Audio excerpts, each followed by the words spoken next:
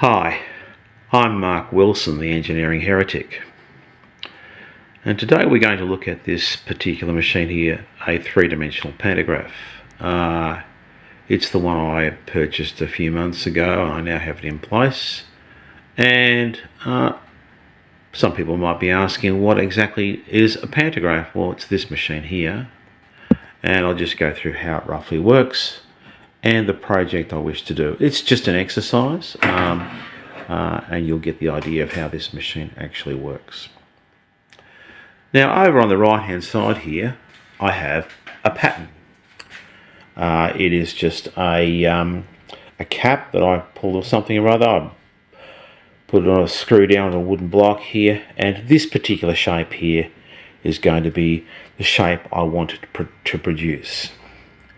At the moment, I've got my machine set for 2:1, so I can slide these scales back and forth here from 10:1 right at the back here, all the way to 1.5 up the front here. Of course, there's 3 of them. There's this one here, that one there, and this one over here. And of course, if you swap, you just set them on there's little scale on here showing the different ratios. At the moment, this is set for 2:1, and I'll make this a 2:1 ratio. Of course, this is a ratio pantograph. There are 1:1 pantographs, so very much a tool making thing, as is this machine here. And this particular machine was in the glory days before CNCs took over. We had patterns made, professionally made patterns, and we then copied them onto steel. And in this case here, we're going to copy this particular shape here onto a piece of aluminium I've got held in a vise. We have our spindle here. It's driven by a belt arrangement around the back here, on the back, and you can see that contraption still working there, and at the moment it's set up there. A fairly high speed, we're cutting into aluminium. Now, of course, being a 2:1 ratio, this particular stylus here, this is the bit that's going to trace around the work itself. This needs to, I've got that at 12 millimeters, which is the collet size of that. So correspondingly, and also I have a 3mm radius at the bottom of that.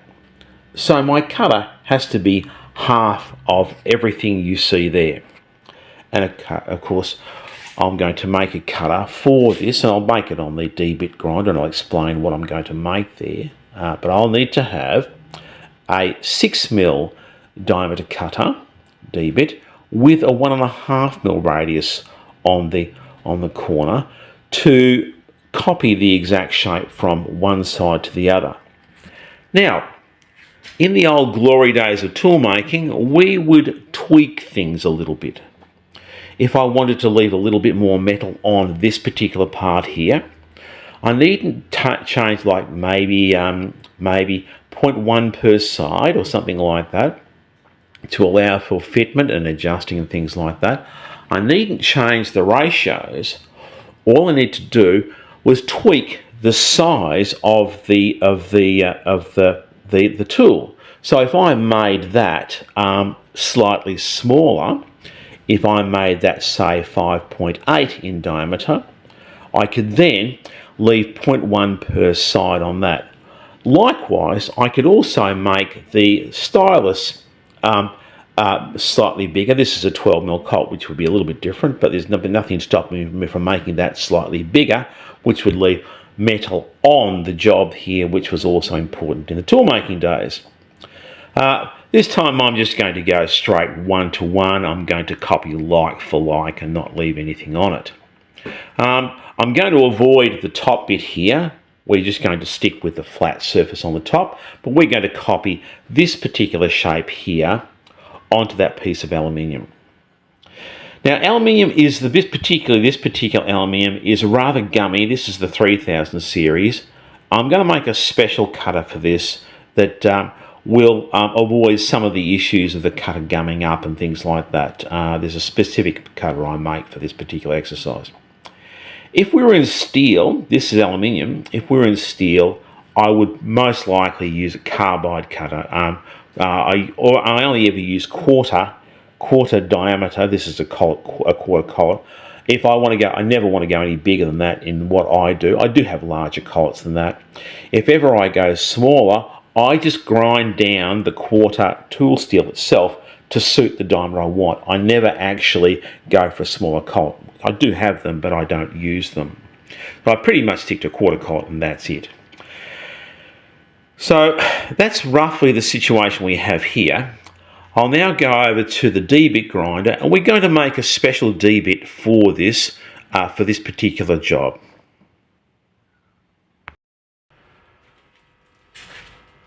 So now I'm on my D-bit grinder. I want to create a D-bit for this particular copying thing we want to do on my pantograph. Now, this particular machine here is designed for this particular process. These were made for pantographs. Of course I use them for other things, but this is what it's made for. Now, there's a couple of things about this particular machine. It has, make sure you can see all this here. Okay, see some of the controls here a little bit better. It has a couple of things like this. If I have that will lock the spindle. At the moment I've got that set on 0 here. There's a 360 degrees, and it will rotate a full 360 degrees. If I put this up to that second notch there, and have that on a 0, on my 0 there, this is a little bit different than the, it will then rotate from a whole 180 degrees, so going from 90 to 270. That is for, and of course I can rotate this over here. If I split that halfway down the middle, it becomes a D-bit. Okay, and of course my cutting edge will be outside here. So in order to make that the relief angle, I need to turn this over here to the relief angle, and that will rotate around there. Of course, that will change the stop situation here and create a relief angle going down there like that as I rotate this around. Now, for larger cutters and things like that, for most situations, a regular D-bit with a relief angle is probably desirable. But in this case here, I'm working with aluminium. It is a bit gummy, this particular material, and I would like to make what we call a hexagonal D-bit.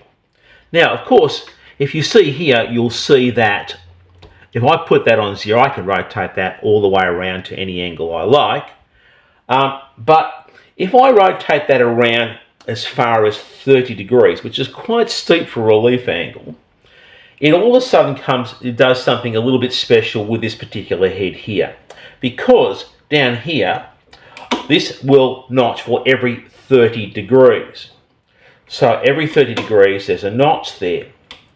So effectively, I can make a D-bit that's hexagonal with a 30 degree relief angle, and it will have a bunch of facets around the outside of it. Rather than a smooth edge, it'll have a number of facets around the outside of it, and they tend to shave off and not jam up so much when I'm dealing with something like aluminium. So we're going to make a hexagonal D-bit, but we also want to put a 1.5mm radius on this.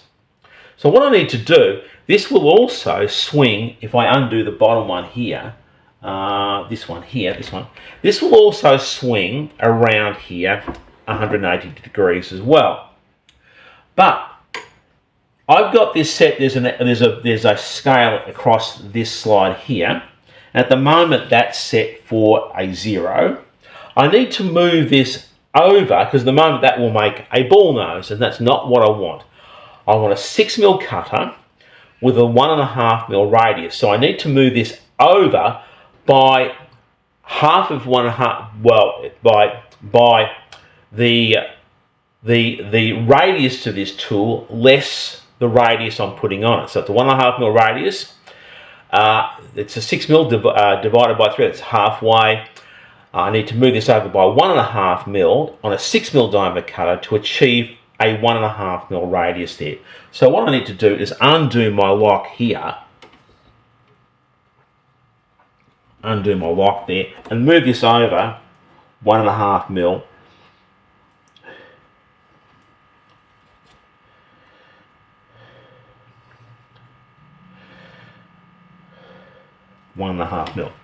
So now I've got that set over for a 1.5mm radius on a 6mm diameter. The first thing I need to do is split this thing down the middle here, and that's what we call the D-bit. Now the reason why we use D-bits and not slot mills and end mills in pantographs is because a slot drill has two cutting faces on it. Now you'll see on the pantograph itself, you're actually pushing the cutter by hand. In this case here we have a 2-to-1 ratio on there, so I have a leverage on it, so it's not that difficult to push around, but it's very difficult to push past too many cutting edges. So we try and restrict this down to one cutting edge and very high speeds to overcome this problem of being only moving the cut around by hand. So that's why we do this.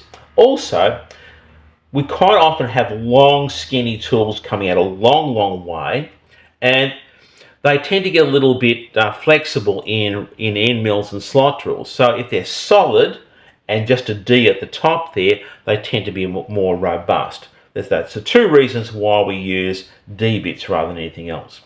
So let's turn the machine off. Now, the first thing I need to do is lock this particular thing here. I don't want that turning. We're going to split this. I've got that vertical at the moment there. I'll just turn this a little bit around so we can see the thing, see what's going on. Okay, and we need to split this. First of all, let's grind the 6mm diameter. At the moment this is quarter, so I need to put this so we can rotate this completely. So now I need a fairly long tool because I've got a fairly deep component there. So we need to have it, we want this to be 6mm diameter.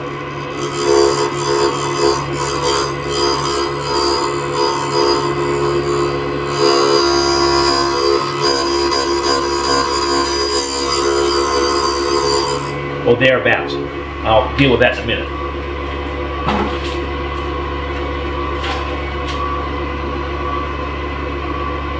Another 0.1. Right.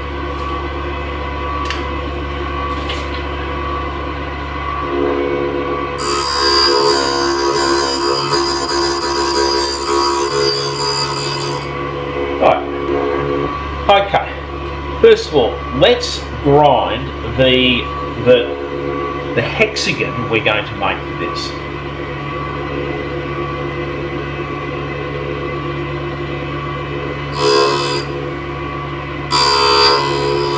So it's every 30 degrees, and I do have, so that's 60.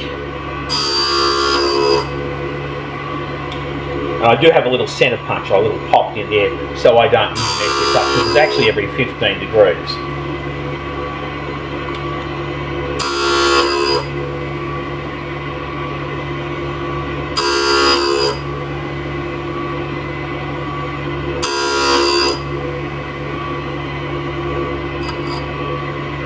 More.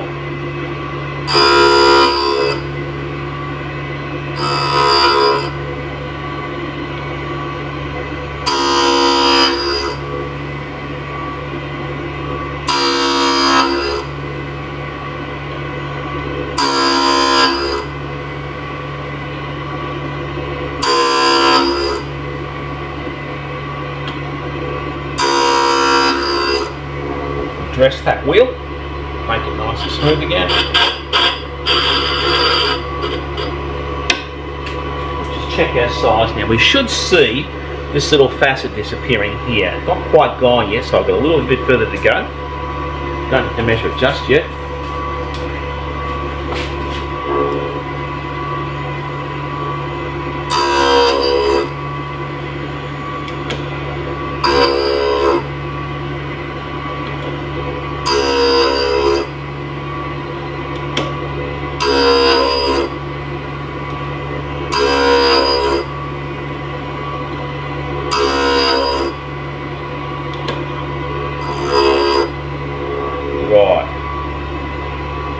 What's that measure at?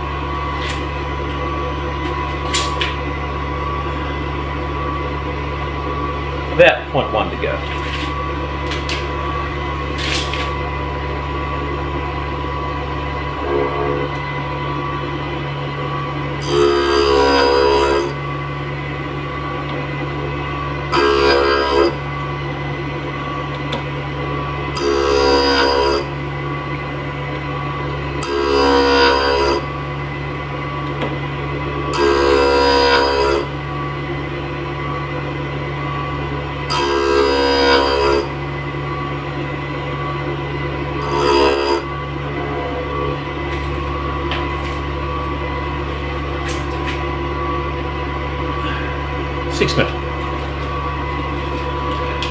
Now what I need to do is do the D on this.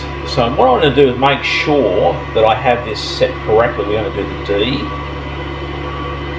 So I have my facets standing up there like that. So what we're going to do is split this in half now.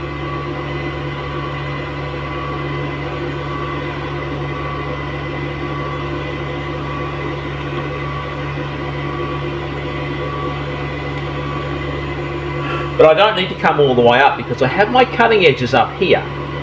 So if I just stop this short, only go up to around about where my fingernail is, these little facets will actually cut as well.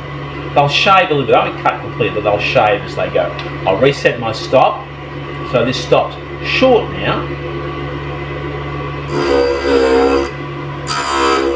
And I'll keep coming in here until I just meet that corner. A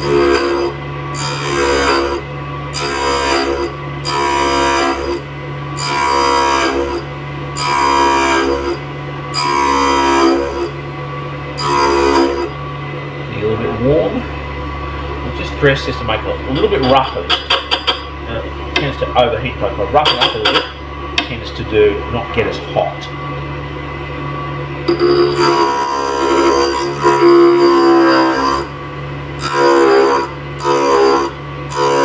So what I'm looking for now is for that corner to meet or to disappear at the facet there.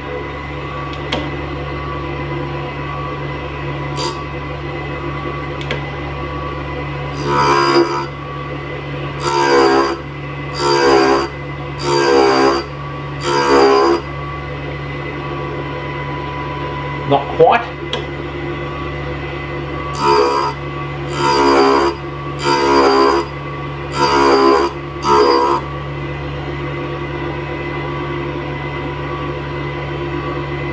Fraction more.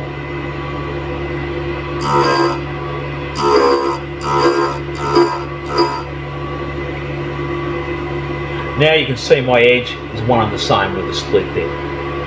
Now what I need to do is to actually, I need to have this horizontal, and oddly enough, I need to swing this around now to 30 degrees to make up that angle there. So we're going to swing this around to 30 degrees. If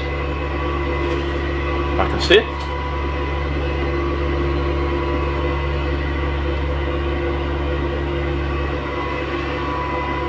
So I need to reposition now.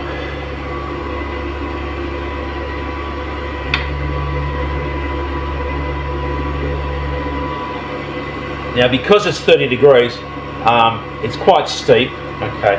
Now also, I need to factor another thing as well here. I need to have this in line with this swing around here. It's reasonably close at the moment, but there's a little bit of a method for getting this exactly right. And it works, I've learnt this from pantograph operators from many years ago in the 1970s. They would come along and they'd put these things in and they'd set them up so quickly, it was just unbelievable. So what we need to do is, first of all, get this thing reasonably close. And I mean around about 0.25 away from the edge, from touching. Now I'm just going to get a little bit closer here before I get going.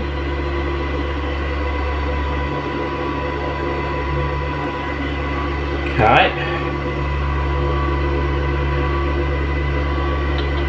Set my stop, still not exactly right, go down a bit. Now my stop is still not right, go down even more. There we go, now this works. Right, now I'm going to bring this in around, just missing the edge by about 0.25 of a mil, something like that. Then what I need to do is swing this around to 90 degrees and adjust this in and out here so that this will just clean up the front. That will now swing around here. At the moment it's way too far over, so I need to go back quite a long way.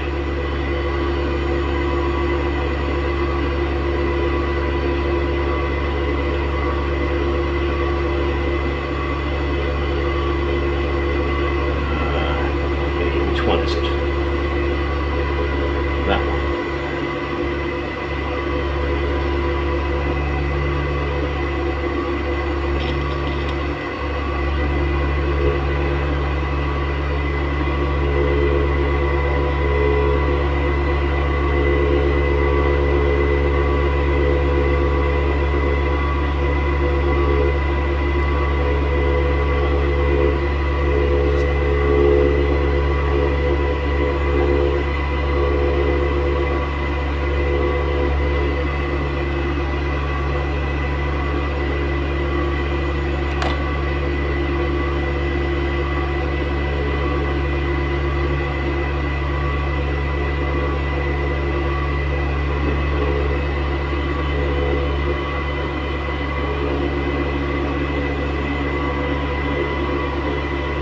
I'm going to wind this forward into it.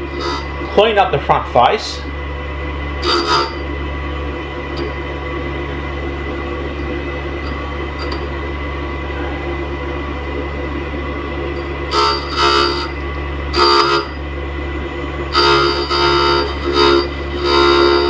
Okay, it's just cleaned up there. Now what I said before was, if I swing this around here now like that, I can now bring this over and adjust this up, and I can swing this around and I can grind my 1.5 mil radius on that corner.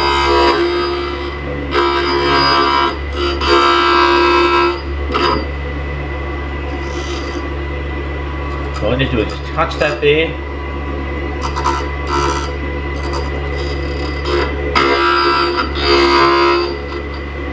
And there I have my 1.5 mil radius. Right, now it does need a little bit more of a cleanup. It's not exactly right at the moment. It won't do a very good job at the moment. There's my D bit. You can see my radius that I've ground on here. Okay, now I need to just grind this off here and get that out of the way, because I don't really need that. And there I have the radius I particularly want for this job. So there's my tool ready to go. It's a D bit, a hexagonal D bit.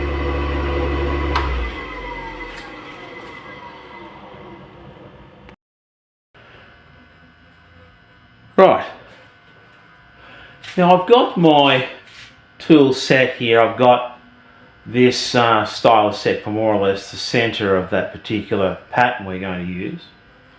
And I've also got my component, my workpiece set in more or less the same orientation in the center of both parts there. Now what I'm going to do first is what was called a waterline rough. That means we're going to leave this section here solid. We'll talk about that in a little minute. And there's a slide, I'll go back a bit so you can see what's going on here. You can raise and lower both these tables. Okay, so we're going to do what we call a waterline rough here. We're going to rough this thing out by raising both tables, because we're at a rate of 2 to 1. For every 2 here, I have to go 1 there to achieve the ratio we want. So the moment I've got the slide on 7 here, I'm going to raise the table up until we just start cutting on that top edge there. So we'll turn this machine on. It runs quite fast. Probably could use some new bearings. It's a little bit howly, but anyway. So we're going to raise this up until we just start making contact with the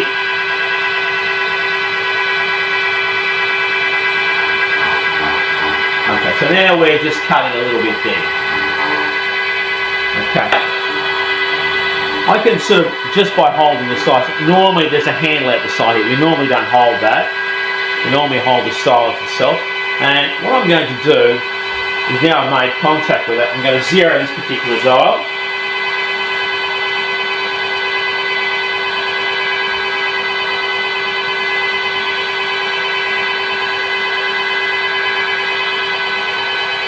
And for every 2 I do here, I'm going to do 1 there.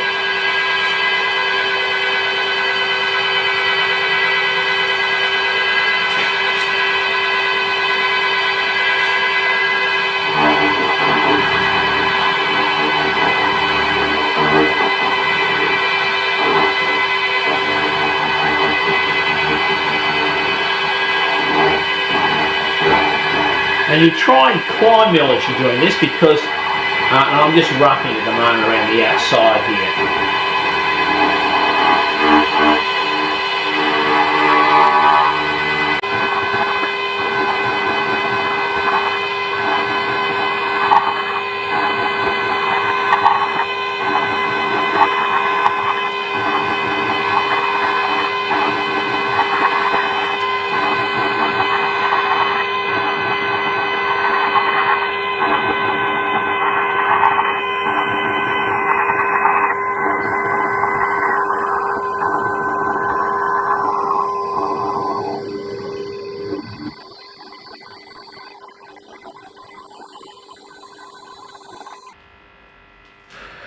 Rightio. So now what I've done is I've roughed this out. I've done what we call waterline rough, and you can see the part taking shape here. So now what I need to do is do a finishing cut. So I need to change. Now of course over here we have sharp corners. Of course this is a radius cutter, there's a radius stylus, and so I don't get the true detail of what's there. Now in the past, the old injection moulding days when I used to work in this, what we would do is we'd make up an electrode and cut sharp the corners that needed to be, so we'd get whatever we could with a pantograph, and of course then we go ahead and make up electrodes to sharpen corners and things like that. Sometimes we'd make the electrode off the pattern, and we'd cut the electrode, and then we'd spark that into, and then we'd hand dress the electrode, sometimes in graphite, sometimes in copper. And we would put that into and then produce the shape on the injection mold. Now I haven't done this for around about 45 years. This is the first time I've actually used this proper in a 3D mode. At the moment we're only 2D, but we're doing a waterline rough. Now we're going to put in another cutter. We're going to use a smaller cutter. And we're going to change the stylus. We're going to put a smaller stylus in to get tighter radiuses, and a smaller cutter, and then we're going to go into 3D mode, and I'll explain that when we get to that. But I need to make up another cutter and another stylus.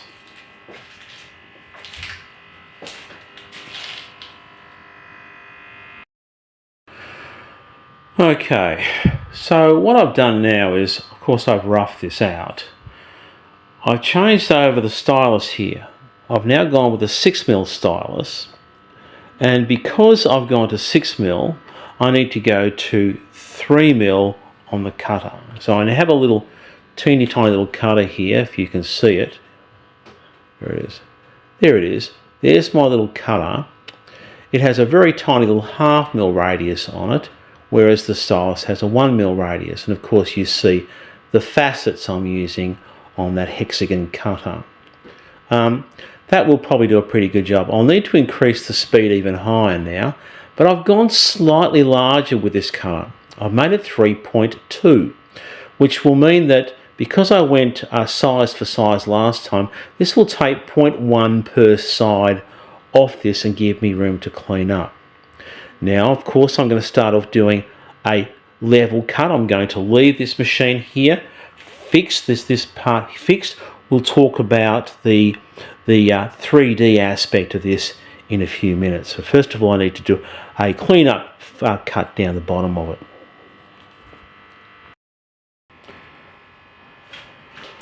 Right, the moment I have this still locked out. Now what I want to do is establish this bottom face here and make sure that that's all finished up. I want this flat. I do have just a piece of wood here. I don't want to use that as my reference. I want to use the machine itself as a reference. So now I've increased the speed of this substantially. So now what I want to do is raise this table up and just make contact. But I need to have my stylus here first of all engage with that bottom lip down here.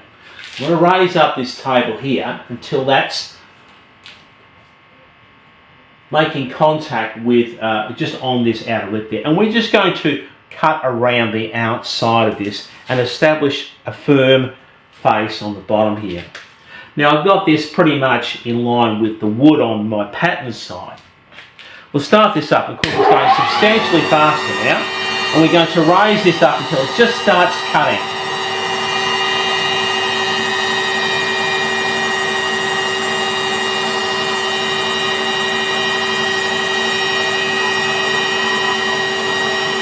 Okay, we're just starting to cut now.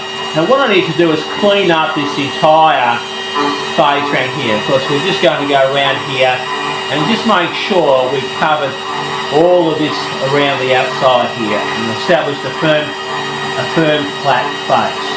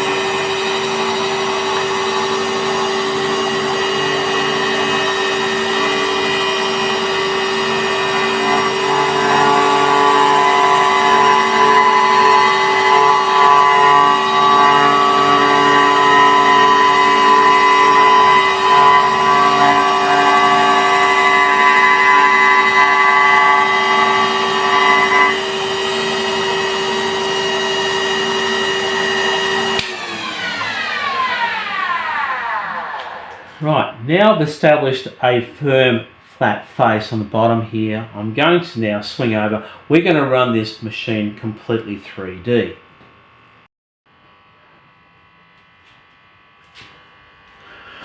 So what I've done is I've removed the space, and I want this in full 3D mode. We want to be able to tilt this around this head here to make this full 3D. Now I need to take one thing out. I've taken out the spacer, or at least I've removed this to make this swing. If I lift this now, if I take the counterweight over a little bit more, that's a little bit higher here, I should be able to raise and lower this. Move the space, we'll put that on the other side.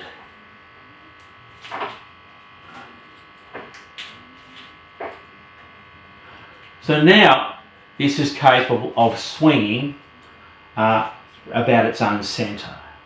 Now what I need to do is have let's put this over here. I need to have my tool and my stylus in line with the hinge point here. So what I need to do for that is to grab the setting bar. There's a bar that you use for that. I'll make sure it's nice and clean in there.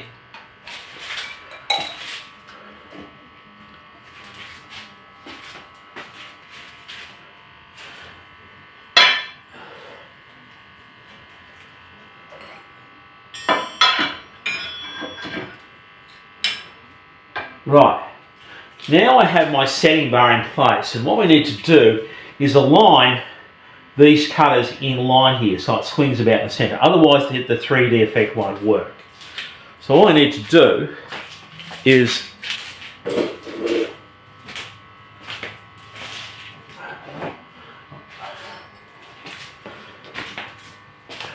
I have my tool locked in place, and of course this spindle is locked.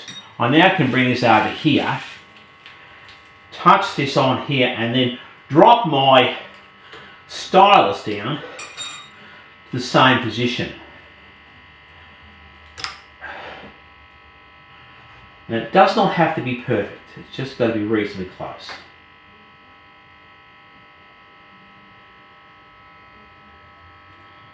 And we'll lock that up where it is.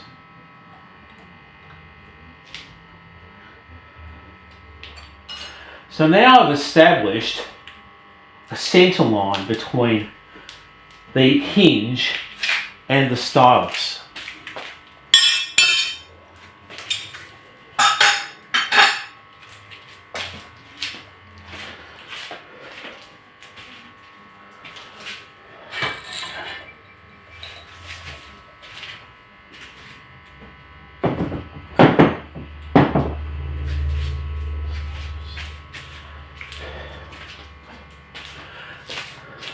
Now, this does not have to be absolutely perfect, because what I'm going to do is zero this out on that face there and get that exactly right. We'll adjust the counterweight so that it's around about even. So we just move this counterweight down.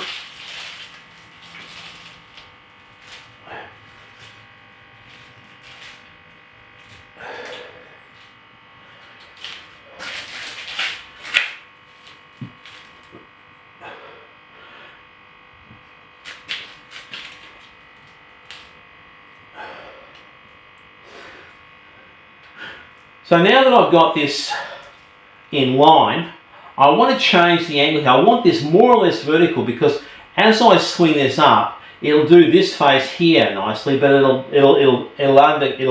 eclipse it on the other side. So what I need to do is drop both tables down until they're more or less horizontal.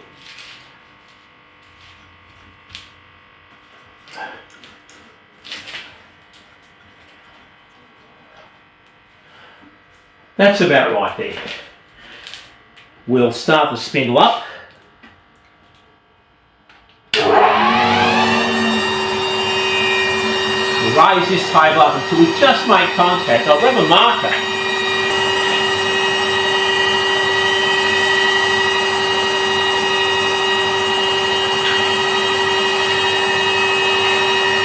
Slice around to that area there. And what we'll do is we'll just bring this up until we just make contact.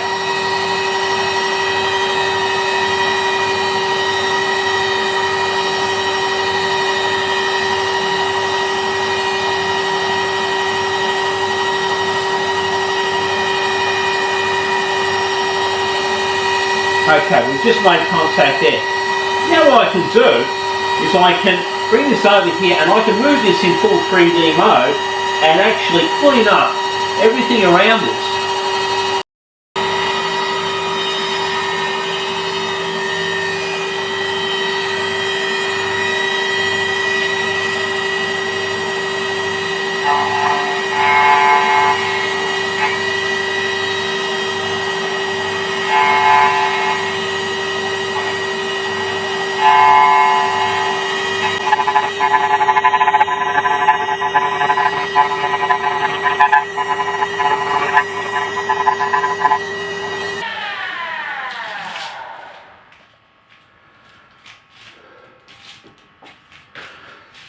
So there you have it. It's of course, in the old tool making days, I haven't done this for about 45 years, so in this format, so I've been using CNCs, but you get the idea. Now, you'd need to go finer and finer, get smaller and smaller cutters and things like that, but you kind of work out what this machine's all about.